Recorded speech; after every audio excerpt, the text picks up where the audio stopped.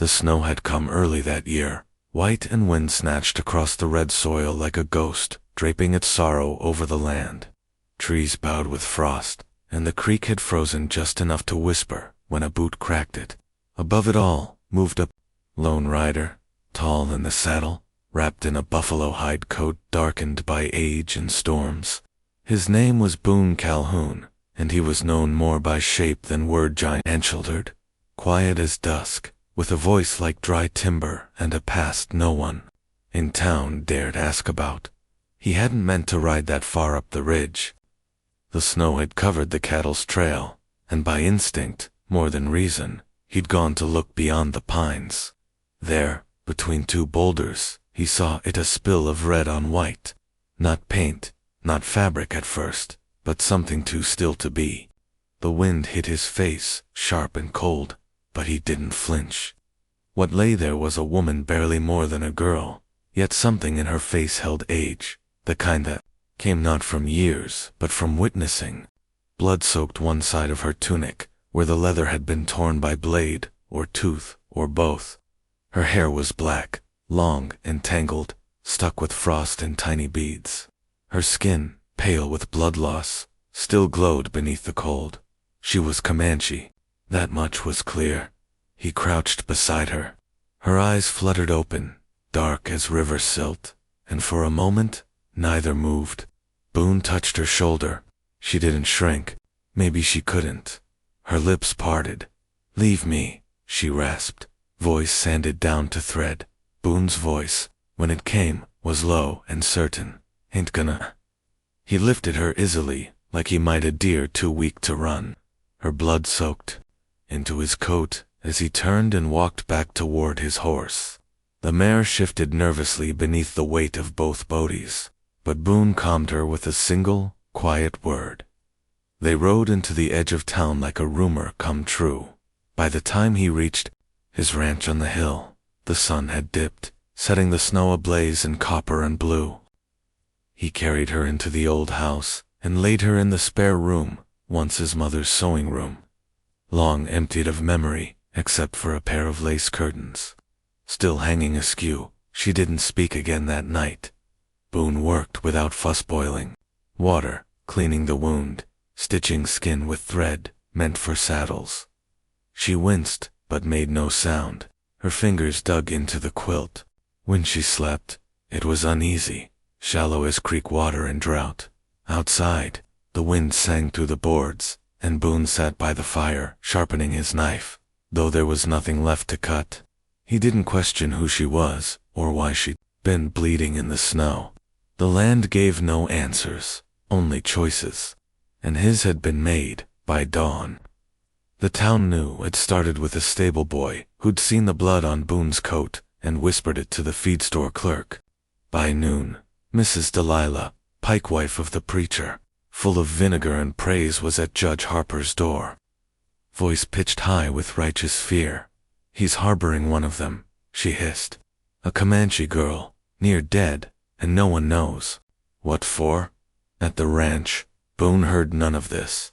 He brought her food: soft bread, rabbit stew, a mug of honeyed water. She didn't touch it while he watched.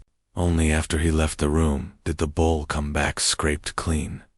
For 3 days, they lived in that silence. He worked the fences, checked the trap lines, chopped wood. She moved like smoke through the house, barely audible, barely seen. Once, he returned to find his boots set neatly by the fire and his coffee pot cleaned. He left a shawl for her on the bench. She wore it the next morning. Her presence unsettled the old place, but not in the way strangers do. Boone began to notice things, the way she traced the edge of the window glass with her finger, how her shoulders tensed at every sudden sound. She had a scar around her wrist, thin and white, like a ribbon too long tied. He never asked. On the 5th day, Judge Harper came riding up the road. Boone met him on the porch, arms crossed. "She alive?" Harper asked, eyeing the door. "She is." Harper cleared his throat. "You know what they're saying? Her tribe's likely looking, and the town's looking harder. They want to know what you're doing with her." Boone said nothing for a long breath. Then, "She was dying. I let her not. That ain't all they care about. Word is, she's one of the Hawkfire people. Proud folk. They won't like her being kept. I ain't keepin' her. That's not how they'll see it. Or the town. The judge paused, voice softening. You know how this ends, if it don't end clean. Boone looked out at the hills, quiet as a grave. Nothin' ever ends clean. The judge rode off without further word.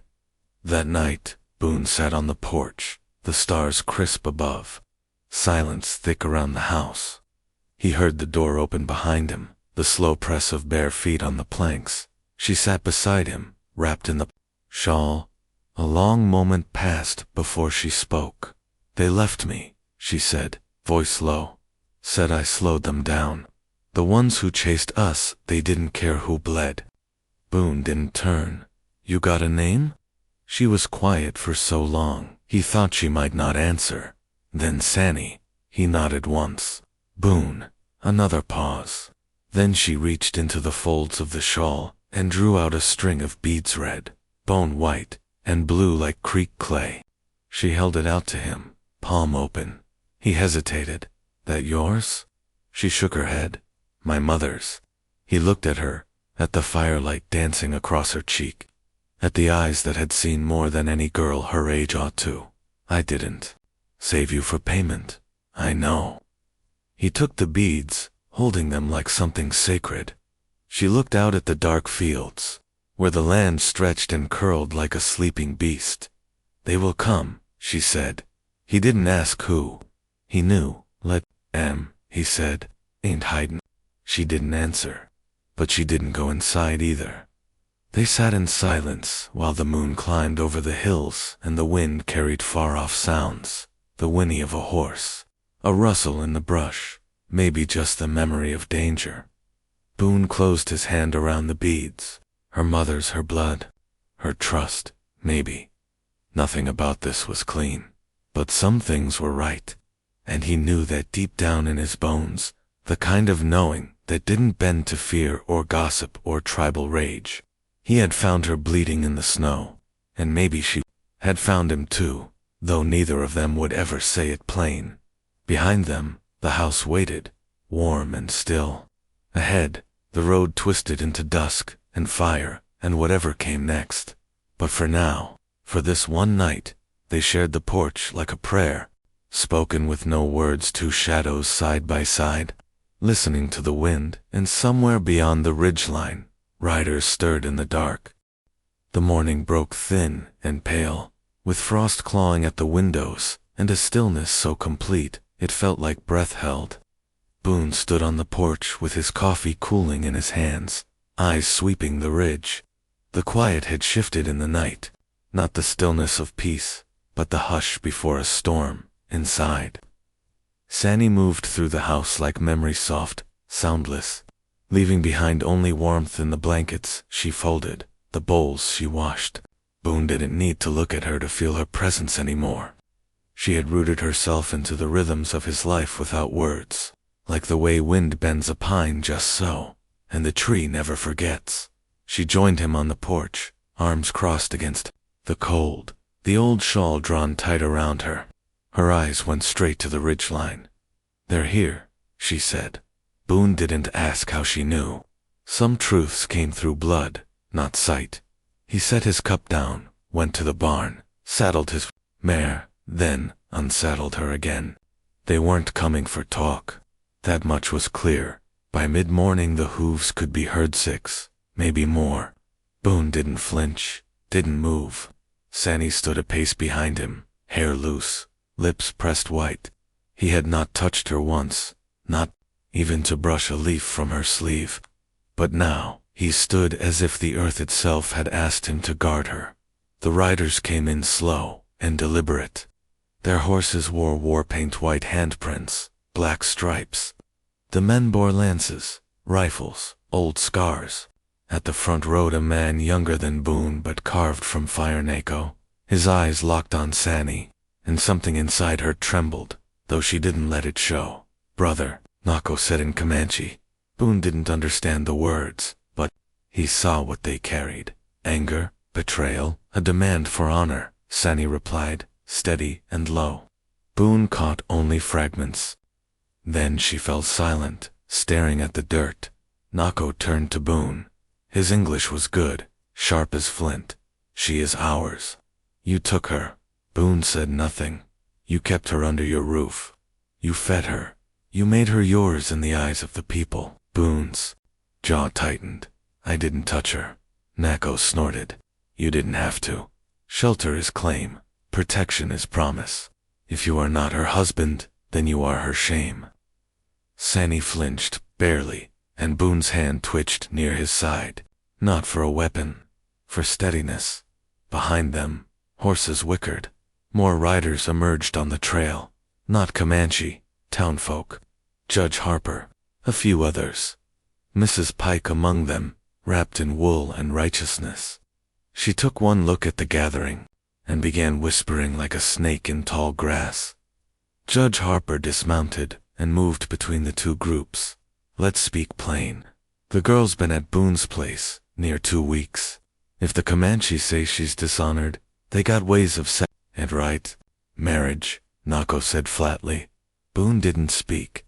She needs restoring, Nako added, eyes never leaving Boone's face. If not by you, then by her death. That is the law of her people. A hush fell. Even the wind dropped away. Sani stepped forward. Enough. Every man turned toward her. She looked smaller than she was, wrapped in cloth, barefoot on frost. But her voice cracked like a rifle. I was left for dead.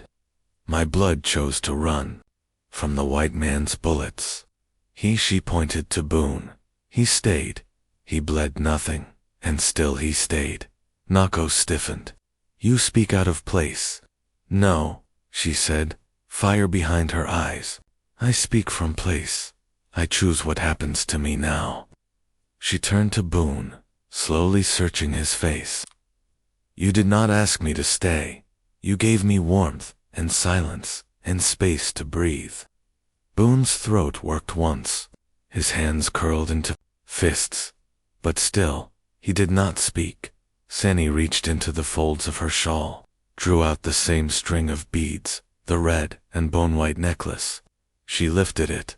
Not toward Nako, not toward her people, toward Boone, the town murmured. Mrs. Pike let out a gasp that turned into a prayer. Boone stared at the beads. His hands didn't move at first.